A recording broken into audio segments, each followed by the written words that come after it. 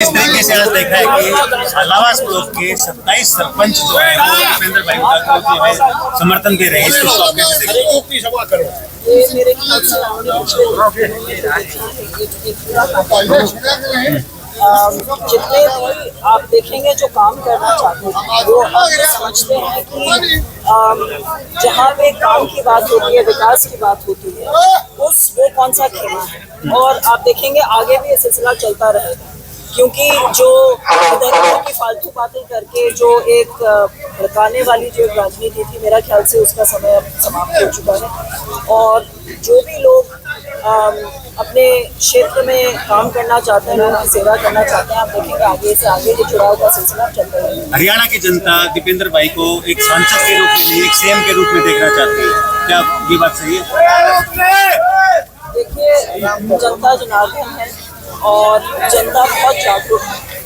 तो अगर जो पिछले कुछ सालों में एक तरीके से जो पीड़ा हमारे हर वर्ग को पहुंची है, वो पीड़ा आप फील कर सकते हैं, सेंस कर सकते हैं, और उसका अब समस्या का ना लोग समाधान चाहते हैं, उसके लिए वो उत्सुक हैं। तो मैं समझती हूँ कि वो एक जो समाधान है वो शायद ऐसा लगता है कि लोग सिर्फ एक लोकसभा एरिया से लिमिटेड नहीं है, वो पूरे प्रदेश की बात हो चुकी है, और मैं तो कहूँगी पूरे देश की भी बात है कुछ तरीके से हम देखें तो आई थिंक वो बदलाव जो है वो लोग चाहते हैं और उनका समर्थन रहा तो वो बदलाव आपको देखने को मिलेगा। राजनीति में पहला दिन पब्लिक के बीच जाकर दीपेंद्र जी के लिए वोट की अपील करना, और शुरुआत में ही आपको लड्डुओं से तोला गया।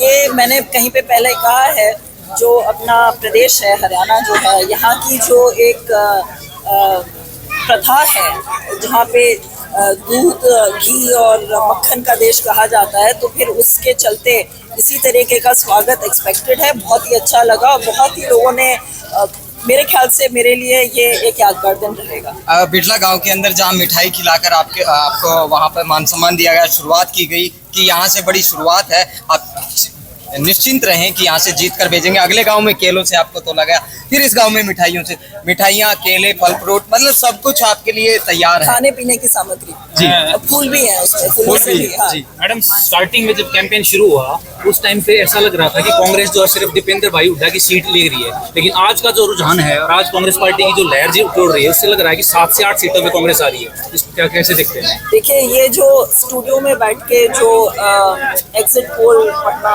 और सर्वे की बातें करना और डिबेट करना, ये इसमें मेरी कम रुचि है। मेरी रुचि, मैंने पहले भी कहा है, मैं सक्रिय राजनीति में कभी मैंने ज़्यादा रुचि इसीलिए नहीं ली है। मैं आज भी अगर आई हूँ तो मैं, आप मुझसे सच पूछें तो मुझे ये राजनीतिक फंक्शन नहीं लगते, मुझे ये एक परिवार जैसा स्वागत यहाँ पे मिलता है, इसी तरीके का प्यार और सम्मान मिलता है। और दूसरी बात ये कि यहाँ पे जब आप आते हैं तो आप धड़कन जिसको कहते हैं वो महसूस कर सकते हैं, और आप भी कर पा रहे होंगे, वो सिर्फ मुझे नहीं, वो आपको भी महसूस तो लहर जिस तरीके से दीपेंद्र भाई, मैम कितनी आश्वस्त हैं आप जीत को लेकर?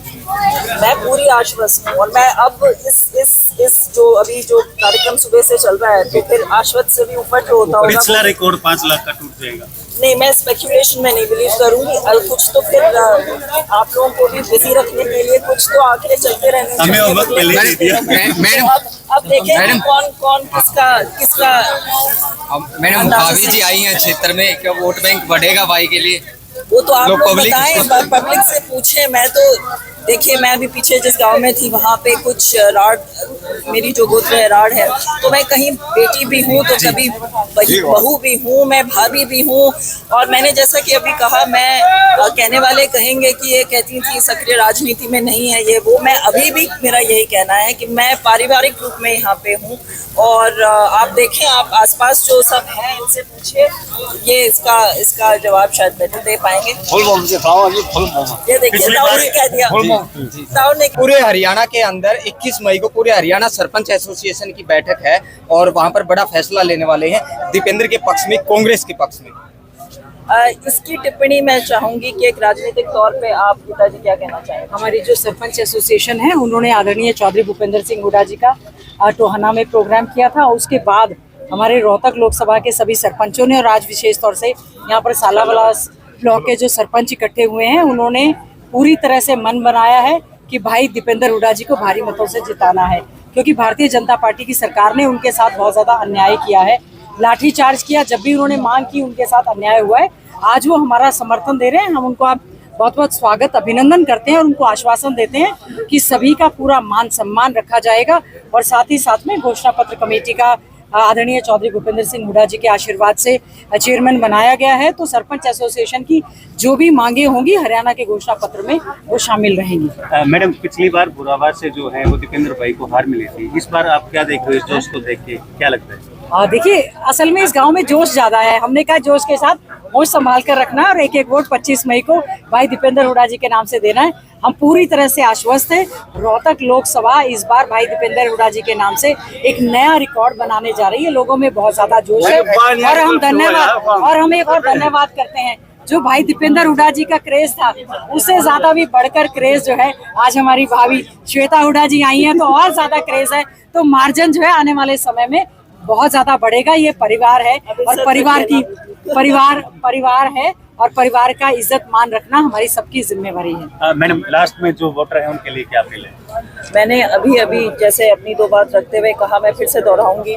देखिए, ये बहुत ही ज़्यादा महत्वपूर्ण इलेक्शन है और ये सिर्फ लोकसभा से रिलेटेड नहीं है। मेरे ख्याल से जैसे कि आपका भी पहले प्रश्न था, ये एक प्रदेश की बात है और आगे आने वाली पीढ़ी को आप क्या देना चाहते हैं, उसे माइंड में रखते हुए आपके जो चुनिंदा नेता गण हैं वो क्या किस तरीके का आचरण, राजनीति से दूर भी किस तरीके का व्यवहार रखते हैं, किस तरीके का आचरण रखते हैं, आप क्या सिखाना चाहते हैं, वो सारी चीज़ें ध्यान में रखते हुए, ना कि इधर उधर की ये बांटने की जो बातें आजकल हम ज़्यादा सुनने लग गए हैं और ये जिसको मैं कहती हूँ आई गई बातें, उन पे ना ध्यान देते हुए एक बहुत सोच समझकर अगले 5 साल 10 साल बहुत लंबा समय होता है। फिर बैठ के वो कहते हैं ना कि पैर पे खुद कुल्हाड़ी मार के फिर रोने से कुछ नहीं होता है। तो अगर God helps those who help themselves, तो अपनी मदद खुद को करनी है, अपना जाके वहाँ पे वोट देना है, सही चयन करना है और उसके बाद में हम वापस से वो कार्यक्रम शुरू कर पाएंगे। मेरी ये उम्मीद है